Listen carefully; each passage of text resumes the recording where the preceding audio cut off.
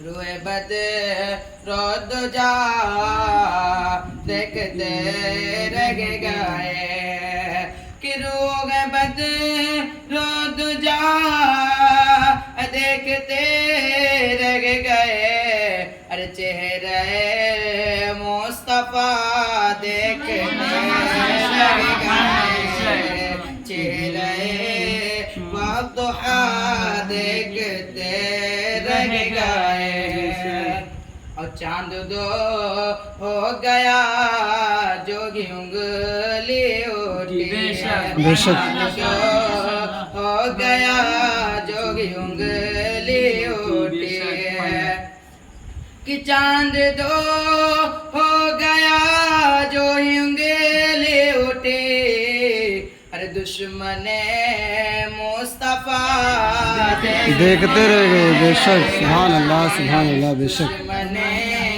مصطفیٰ دیکھتے رہ گئے چہرہ مصطفیٰ دیکھتے رہ گئے آواز صدرا پہ پہنچے جبریل امین آواز صدرا پہ پہنچے جبریل امین کہ آج صدرا پہ پہنچے جبریل امین اے چہرہ مصطفیٰ دیکھتے رہ گئے چہرہ مصطفیٰ دیکھتے رہ گئے بڑا اللہم صلی علی سیدنا مولانا محمد صلی اللہ علیہ وسلم میرے نبی کی بارگاہ میں ایک دن جبریل علیہ السلام حاضر ہوتے ہیں نوریوں کا سردار حاضر ہوتا گئے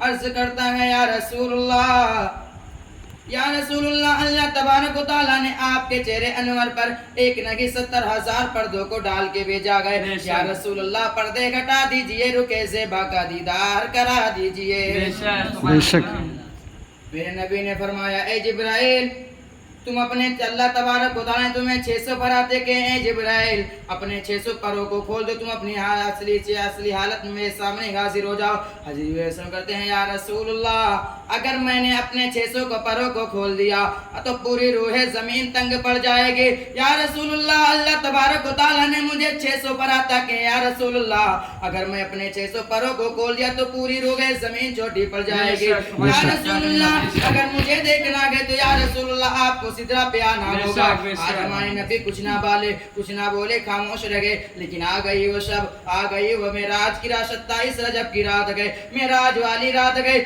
میں نبی جبریل اسلام کے ساتھ آسمانوں کو پار کرتے ہوئے آسمانوں کو عبور کرتے ہوئے میں نبی مقام سدرا پہ حاضر ہوتے ہیں میں نبی کے لبوں پہ مسکراہٹ ہے میں نبی نے فرمایا اے جبرائیل بار یادہ پورا کرو بے شک کرتے ہیں یا رسول اللہ حضرت اسلام اپنا 600 پروں کو کھولتے ہیں میں نبی جیسے حضرت اسلام کے 600 پروں کو دیکھ کر فرمایا جبرائیل الوداع ہم چلتے ہیں اسلام نے عرض کیا یا رسول اللہ اللہ تبارک و تعالیٰ نے آپ کے حسن و جمال پر ایک پردے نہیں بلکہ 70,000 پردے کو ڈال کے بھیجا گئے یا رسول اللہ پردے گھٹا دیجئے رکے زیبا کا دیدار کرا دیجئے تو میں نبی نے فرمایا اے جبرائیل ہم نے تجھ سے دنیا میں کہا تھا کہ اپنی اصلی چہرہ دکھا دے تو نے کہا تھا کہ مجھے دیکھنا گئے تو سدرا پہ آنا ہوگا اب یار جبرائیل اب سن اگر مجھے دیکھنا گئے تو سدرا سے آگے آنا ہوگا نے کیا کہا حوض سدرا پہ پہنچے جبریل امین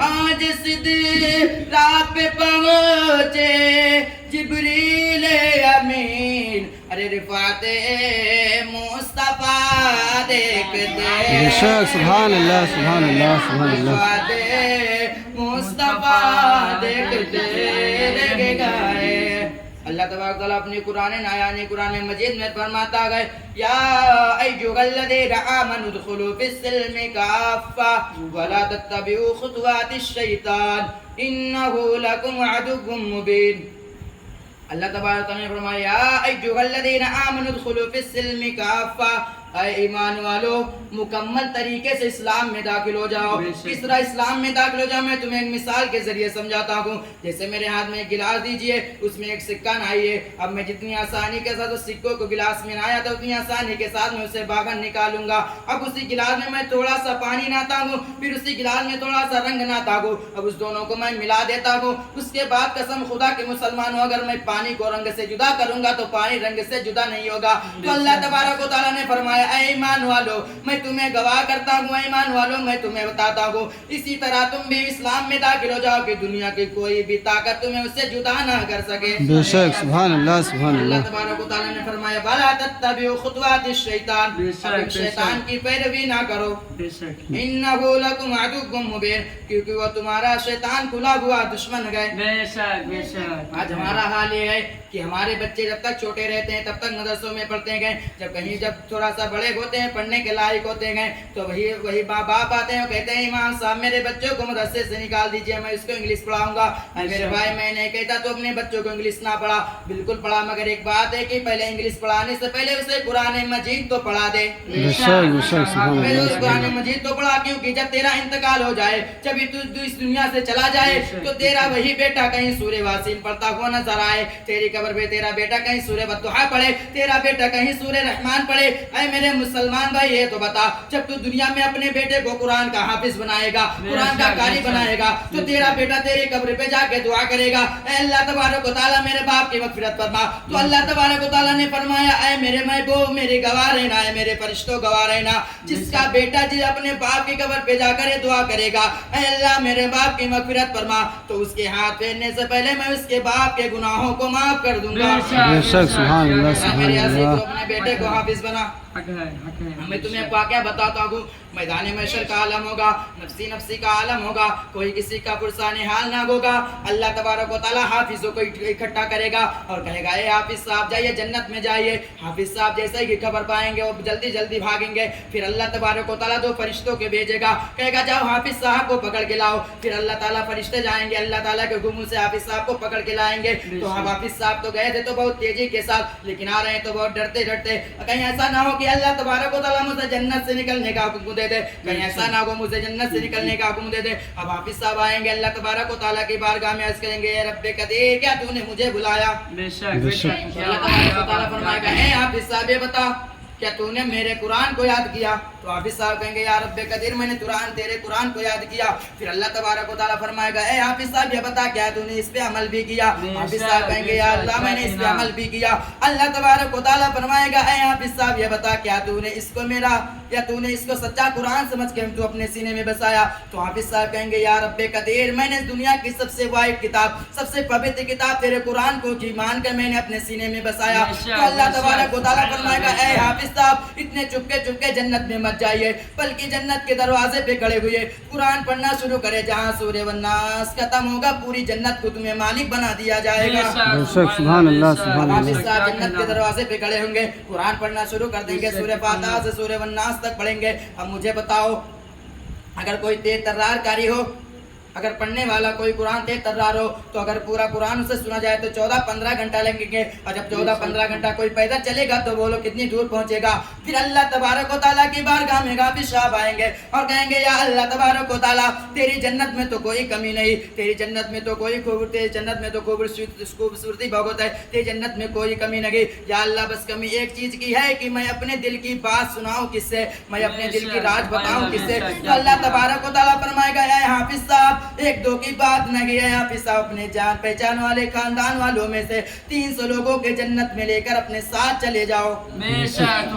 اب مجھے بتاؤ اگر تم دار اہل سنت کو اگر 10 روپیہ دے ہوگے تو جب 399 لوگ وہاں جاتے ہوں گے تو آپ بھی کہو گے حافظ صاحب میں نے مدرسہ دارالعلوم کو 10 روپیہ دیا تھا, تو حافظ صاحب بھی کہیں گے چل تو بھی میرے ساتھ چل. جنت میں جانے کا کتنا آسان طریقہ ہے, لیکن آج تو मैं तुम्हें एक वाक़या बताऊं, आज मुसलमानों को, आज हमारी ही कौम में ऐसी हो गई है कि मदरसों से जलन होती है, उन्हें मदरसों से कुड़न होती है। ये कब सोचते हैं कि कब ना कब मदरसे को गिरा दिया जाए, कब ना मदरसे को बंद करा दिया जाए। और मेरे अजीज, मैं तुझे क्या बताऊं, जिस दिन ये मदरसे बंद हो जाएंगे तेरे घर कोई फातिहा करने नहीं जाएगा। मैं तो बताऊं क्या तुझे, अगर जिस दिन ये मदरसे बंद हो जाएंगे तेरी नमाज जनाजा वैसे की मुर्दे की पड़ी रहेगी, कोई नमाज जनाजा पढ़ाने वाला नहीं होगा। जिस दिन ये मदरसे बंद हो जाएंगे कोई इमाम नहीं आएगा। अगर मैं तुम्हें कापी कलम देकर एक बात बताऊं, अगर तुम्हें मैं कापी कलम दूं, उस पर तुम गारंटी के साथ लिख दो कि जब मैं मरूं तो कोई मेरा नमाज जनाजा मदरसे का बच्चा ना पढ़ाए बल्कि कोई कॉलेज का पढ़ाए। बेशक सुभान अल्लाह, बेशक क्या कहना। तुम कहोगे हाफिज साहब ये कैसे हो सकता है कि जब मेरा इंतकाल हो जाएगा मदरसे का कॉलेज का बच्चा कैसे पढ़ाएगा। तो मेरे अजीज, जब तू ये जानता गए कि मदरसे का बच्चा भी कुरान पढ़ता गए, मदरसे का बच्चा भी नमाज पढ़ाएगा, तो तुझे इतनी मदरसों से जलन क्यों होती है? बेशक बेशक बेशक हक है। अब तुझे मदरसों से जलन क्यों होती है? अब तुम ये कहते हो, मेरे अजीज भाई ये सुन, जिसके पीछे तू भागता फिरता है वो तेरी इमामत नहीं करेगा। मैं तुम्हें हाथ पकड़ के लेकर चलता हूँ लखनऊ यूनिवर्सिटी में, उसके जो चांसलर साहब उनसे कहूँगा, ए चांसलर साहब कोई ऐसा बच्चा दीजिए, कोई ऐसा होशियार बच्चा आपके क्लास में हो जो ऐसा हो कि जो कुरान शरीफ के 30 पारे सुना दे, जो मेरी मस्जिदों में इमामत कर दे। तो कसम खुदा की जो वहाँ के प्रिंसिपल होंगे वो हाथ जोड़ के खड़े हो जाएंगे, कहेंगे हाफिज साहब मेरे पास कोई ऐसा बच्चा नहीं जो कुरान सुना दे, कोई ऐसा बच्चा नहीं जो हाफिज, कोई वैसा बच्चा नहीं जो इमामत कर दे। मेरे भाई सुन, जिसके पीछे तू भागता फिरता तेरी इमामत नहीं करेगा। अगर इमाम बनाए जाते हैं तो इसी दीनी दरगाहों से बनाए जाते हैं, अगर इमाम बनाते हैं तो इसी दीनी मसरतों में बनाए जाते हैं। तुम ये कहते हो इमाम आएगा कहाँ से? हमने कहा कारी रफीक साहब के मदरसा में बच्चे को भेजना तेरा काम है। अरे कारी साहब के मदरसा में बच्चे को भेजना तेरा काम है, इमामत के लायक बनाना कारी रफीक साहब का काम है। बेशक बेशक तुम्हें कहते हो इमाम आएगा कहाँ से? हमने कहा यार मदरसा अहले सुन्नत में बच्चे को भेजना तेरा काम है, कारी हाफिज बनाना वहाँ के मुदर्रिसों का काम है। बेशक सुभान अल्लाह, बेशक अल्लाह तबारक व तआला मुझसे बोलने में कोई खता प्लीज माफ हुआ। हमारी नहीं